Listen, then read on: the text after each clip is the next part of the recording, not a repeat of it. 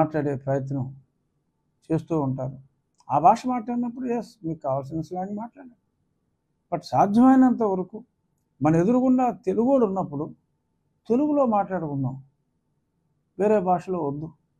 తెలుగు భాష ఔన్నత్యాన్ని మరి కడపకు మరి అప్పుడు అసిస్టెంట్ కలెక్టర్గా ఉన్న బ్రౌన్ దొర మరి నిఘంటువు, తెలుగు భాష నిఘంటువు ఎన్నో గ్రంథాలని ఆయన పరిరక్షించాడు.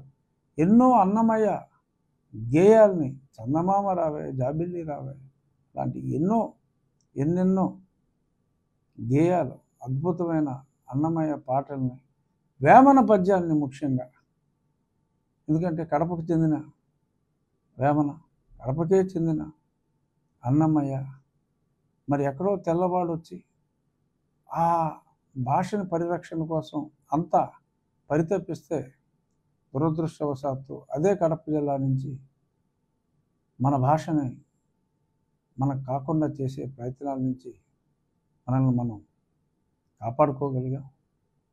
ఏ ప్రభుత్వం అయినా మాతృభాషకి విలువ ఇవ్వాలి. మన భాషను మనం మర్చిపోవద్దు. మన భాష తప్పనిసరిగా నేర్చుకుందాం. తెలుగు భాష అన్ని ప్రభుత్వ శాఖల్లో తెలుగు భాష ఉండాలి. Medium of education is totally different. Science నువ్వు ఏ భాషలో చదువుకుంటావో వేరు. మన భాష క్షుణ్ణంగా రావాలి, రాయగలగాలి. చదవటం, రాయటం, మాట్లాడటం ఒకటే కాదు, చదవటం, రాయటం కంపల్సరీగా మన మాతృభాష ఉండాలి. గతంలో నేను అప్పటి ప్రభుత్వానికి, ఆ ప్రభుత్వంలో ఎన్నికైన ఎంపీగా గ్యాప్ అనేది ఈ మాతృభాష దగ్గరే మొదలైంది. వెంకటేశ్వర స్వామి భూములే కాకుండా ముఖ్యంగా ఈ మాతృభాష దగ్గరే మొదలైంది. మాతృభాషకి విలువ ఇవ్వటం కోసం నేను ఎటువంటి వారినైనా ఎదిరిస్తాను. మాతృభాషని కాపాడుకోవాలి. కొందరు అడగచ్చు, మీ పిల్లలు ఏ మీడియంలో చదువుకున్నారు?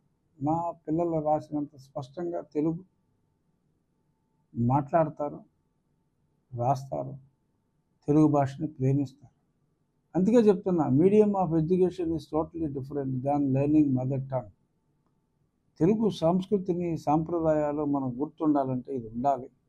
సో కాబట్టి ఈ రాష్ట్ర ప్రభుత్వం తెలుగును ఒక భాషగా గౌరవించాలి.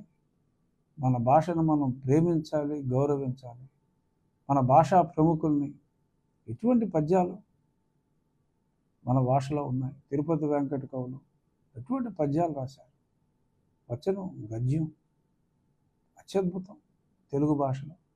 సో మరొక్కసారి తెలుగు భాషా ప్రేమికులందరికీ ఈ సందర్భంగా నా హృదయపూర్వక అభినందనలు తెలియజేస్తూ, తెలుగు భాషని సుసంపన్నం చేయటానికి నడుం కట్టిన అలనాటి ఎన్టీఆర్ గారికి, ఈనాటి వెంకయ్యనాయుడు గారికి, ఇంకెందరో భాషా ప్రేమికులు అందరికీ, మన ఎన్వి రమణ గారు former justice, chief justice of India, వారు కూడా తెలుగు భాష గురించి ఎంతో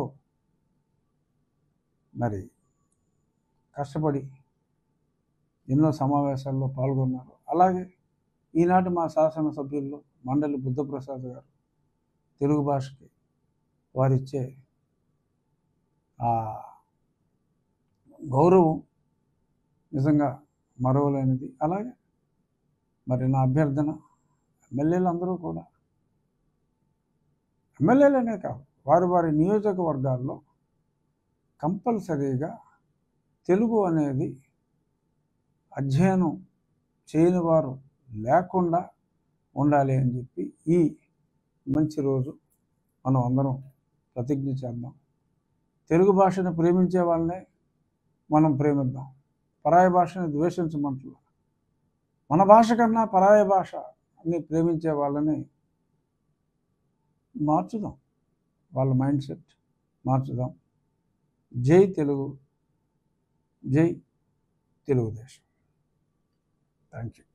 మిర్చి రైతుల సమస్యల మీద ఈరోజు చర్చ జరుగుతుంది సార్ కేంద్రంలో. దీన్ని ఎలా చూడాలి సార్? మిర్చి రైతుల సమస్య ముఖ్యమంత్రి గారు చాలా ప్రత్యక్షంగా మరి ఆయన ఢిల్లీలోనే అది టేకప్ చేయడం జరిగింది. దీనికి శాశ్వత పరిష్కారం డెఫినెట్గా ఆ స్పైసెస్లోంచి ఆ మిర్చి బోర్డుని మిర్చిని సెపరేట్ చేసి, మరి మిర్చి అంటేనే గుంటూరు కారం, మరి మిర్చిని ఒక మిర్చి బోర్డు లాస్ట్ టైం ఎలా అయితే పసుపుకి ఒక సపరేట్ బోర్డు ఏర్పాటు చేయడం జరిగిందో స్పైసెస్ నుంచి తీసి, డెఫినెట్గా ముఖ్యమంత్రి గారు ఈరోజు తలుచుకుంటే ఆయనకున్న విశిష్టతకు డెఫినెట్గా ఇక్కడ కూడా కూటమి ప్రభుత్వమే ఉంది కాబట్టి స్పైసెస్ బోర్డు నుంచి సెపరేట్ చేసి మిర్చికి ఒక సపరేట్ బోర్డు ఉంటే ఈ సమస్యకి శాశ్వత పరిష్కారం ఉంటుంది. మంచి మంచి మార్కెటింగ్ ఫెసిలిటీస్ వస్తాయి.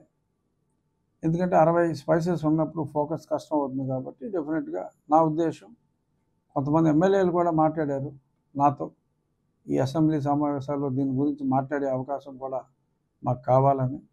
తప్పకుండా వారికి అవకాశం ఉంటుంది. డెఫినెట్గా శాసనసభలో కూడా ఈ మిర్చి సపరేట్గా మిర్చి బోర్డుకి మేము డిమాండ్ చేస్తామని చెప్పి కూడా కొందరు ఎమ్మెల్యేలు, ఆ గుంటూరు ఆ ప్రాంత ఎమ్మెల్యేలు కూడా మాట్లాడటం జరిగింది. డెఫినెట్గా రాబోయే రోజుల్లో చంద్రబాబు నాయుడు గారి పరిపాలనలో మిర్చి రైతులకు ఎటువంటి ఇబ్బంది ఉండదు అని నా విశ్వాసం. మాజీ సీఎం జగన్ సెక్యూరిటీ కోసం ఈరోజు లేఖ రాసేసారు గవర్నర్ గారు. అంటే అసలు ఎలక్షన్ కోడ్ ఉన్నప్పుడు జగన్మోహన్ రెడ్డి గారు వెళ్లకుండా ఉండాల్సింది. అనుమతి కూడా ఇవ్వలేదు నాకు తెలిసిన ప్రకారం. అనుమతి లేని చోటకి మరి వెళ్ళినప్పుడు ఆయనకున్న పర్సనల్ సెక్యూరిటీ ఆయనకున్నారు. మిర్చి యార్డ్లో సెక్యూరిటీ పెట్టలేదనేది అభియోగం. ఆయన మిర్చి యార్డ్కే వెళ్ళకూడదు అనుకున్నప్పుడు మిర్చి యార్డ్లో సెక్యూరిటీ ఎందుకు పెడతారు? ఈయనకే లెక్కలేనంతమంది సెక్యూరిటీ ఉన్నారు ఆల్రెడీ. ఆయనకున్న సెక్యూరిటీయే ఎక్కువ. సో కాబట్టి ఇంకా సెక్యూరిటీ ఇవ్వలేదు అని బాధపడటం అర్ధరహితం. ఎందుకంటే వాళ్ళ తెలుగు భాష మాతృభాష దినోత్సవం కాబట్టి ఎక్కడ పరభాష పదాలు రాకుండా చూసుకుంటున్నాను. వారి ప్రతిపాదన, గవర్నర్ గారికి వారు ఇచ్చిన ప్రతిపాదన అర్ధరహితము అంటే అర్థము లేనిది అని, రహితము అంటే లేనిది అని, అర్థము లేని ప్రతిపాదన ఒకటి గవర్నర్ గారికి ఇచ్చారు.